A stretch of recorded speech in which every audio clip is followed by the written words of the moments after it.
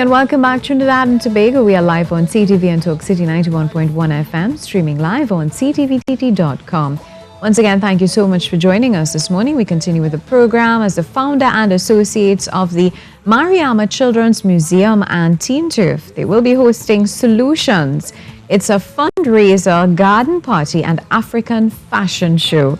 And here to tell us more, we have the team leader, Ms. Anna Maria Mora. Good morning and welcome. Good morning. Thank you. The Mariama Children's Museum and Teen Turf, what is that all about? Well, it's a counseling and activity center for children and adolescents and teens.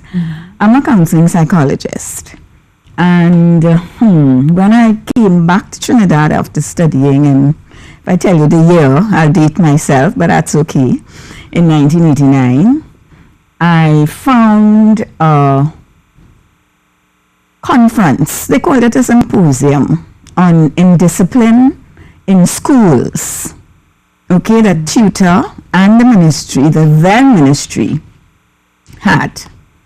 So I came back with all my knowledge and raring to go because I decided I was not going to stay in New York. Many of my colleagues did. I came home. I did a poem called Empty Eyes. Those young men I worked with in New York, I didn't want our young people to have or to look at me with empty eyes. So I came back and found this symposium at the Chaguaramas Convention Center, and I said, let me make a presentation, which I did. And this is the piece of paper, and I know it was a hand manual typewriter I got when I was 12. And I used it, okay? So this was June 21st, 1989. So I did what all the predisposing factors to indiscipline, and some of them are mild and moderate retardation, mental retardation. Of course, you have epilepsy and all these things with attention deficit. They talk about some neurological disorders. Well, parental rejection, inconsistent management with harsh discipline, inconsistent management, early institutional living, frequent shifting of parental figures, large family size, association with a delinquent subgroup, an absent father, a father with alcohol dependence may, and we underline may, predispose the development of this socialized or antisocial type. So these were some of the predisposing factors. And I presented some solutions. At that time, we had that junior secondary system where young people went to school for half day and had like 7 hours unsupervised. Teenagers and unsupervised teenagers as a recipe for disorder. Okay? So my suggestion was in 89, after school programs, because you had these young people with 7 hours a day doing nothing. They were all over the place. And for me, what is happening today is kind of a spin-off on that. And we know over the years. So I suggested to the symposium, the after-school programs for young people. I am very much into activity therapy for teenagers and groups, working in groups, art therapy, because a lot of young people are unable to vocalize how they feel because they would feel judged. Parents are not able to communicate non-judgmentally with teenagers. I keep saying we look after our babies to about 10, 11 and we're there with them, but as soon as they hit in puberty, we do this. And feel that they feel the big, so that, we just push them away. And there is nowhere really at that time, there was nowhere really for young people to gather and talk about their hopes and their dreams and what have you. So I made this presentation. I had an interview, a one-on-one with one of the powers that be, I'm not going to call names, and was told that I am being unrealistic. It is too expensive a proposition. my head is in the clouds, and that cannot be done. So I left the office, and I said, okay, this was 89 June, and by, let's say, June 1990, I was at Barataris Senior Comp at the time as guidance officer. There was a little, I'm not a fighter per se, but there was a young man who was caught jiggling 25 cents from a phone booth on Frederick Street. At that time, there were these phone booths, right. Frederick and Queen.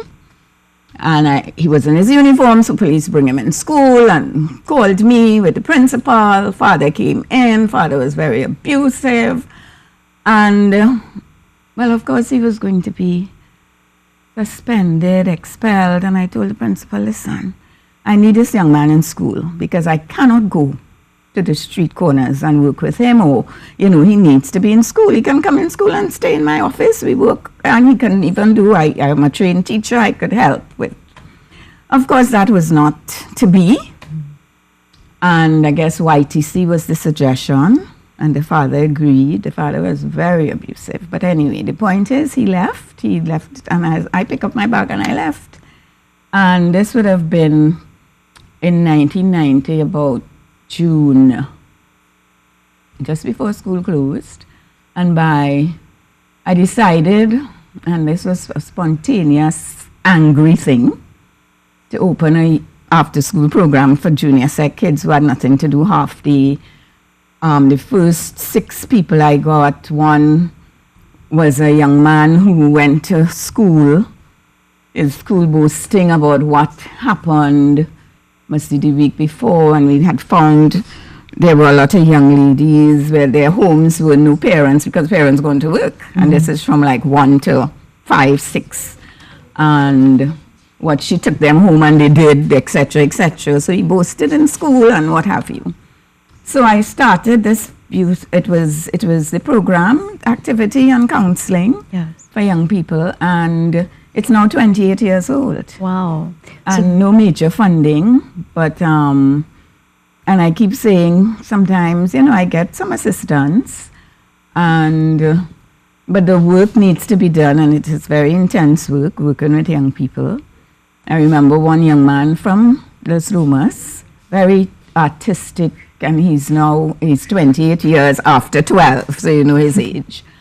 And I said to him, you're a fantastic, artist, you have potential, and you could be in Paris walking the streets that Van Gogh and all of them walked. He said, Miss, that is your dream. I said, my dream, son? He said, yes, miss. He said, parents from rural communities do not know how to dream for their children. All they think their children are good to do is sell scythe by the side of the road. Okay, and I said, well, you're not selling any side by the side of the road.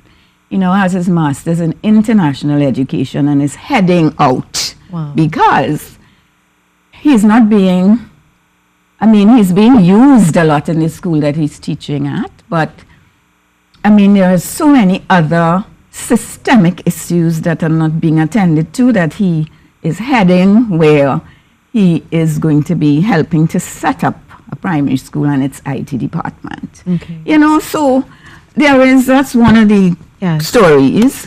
Right. But now we have, Mariama, and in 1990 it was a solution.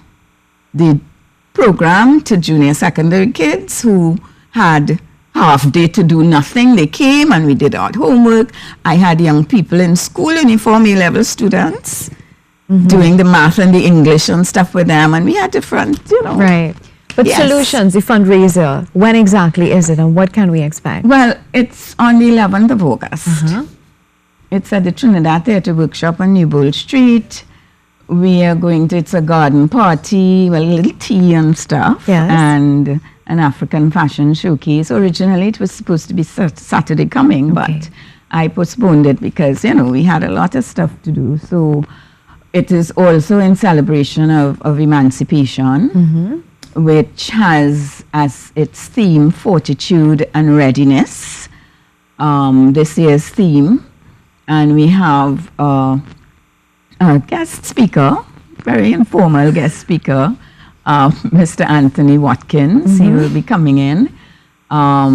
We have the drumming. We have some artisans that I have coming in with their leather sandals. So a lot to look forward to. Is there a number to call for further information? Yes. We can call 3637948. or my associate's number.